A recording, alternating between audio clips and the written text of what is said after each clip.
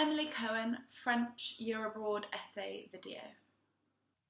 Comment peut-on expliquer la présence de tant de sans-abri à Paris?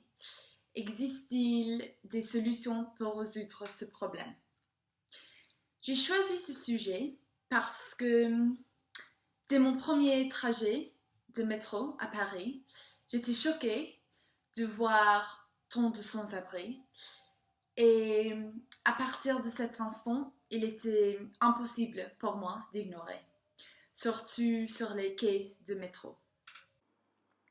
La situation était plus troublante pour moi à la station qui s'appelle Châtelet. C'est un point qui lie 5 lignes de métro ainsi que le RER. Toutefois, cette station énorme représente une sorte de foyer pour les sans-abri qui s'y installent avec leur petite collection de ce qu'ils possèdent, notamment des vêtements et des sacs de couchage. Ensuite, dans presque toutes les rues parisiennes, il y a au moins un SDF qui est assis par terre avec un pot devant pour mendier. C'était pendant que je changeais de correspondance que j'ai remarqué ce grand fléau de la capitale française.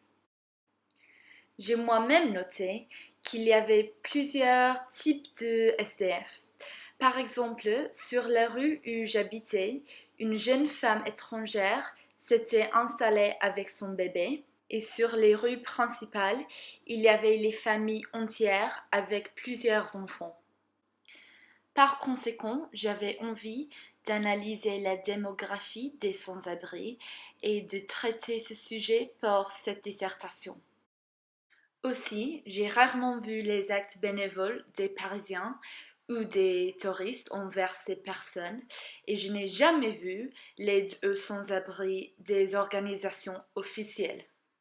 Donc, je me suis demandé si les organisations gouvernementales ou non gouvernementales existent et quel est leur rôle exactement. Après une recherche très approfondie, j'ai trouvé plein d'organisations et d'associations caritatives avec le but d'aider les sans domicile fixe. Cependant, il est extrêmement difficile de mesurer l'effet de ces organisations. Et de surcroît, il est évident que malheureusement, très souvent, les sans-abri n'acceptent pas l'aide des autres pour des raisons qui sont propres à eux.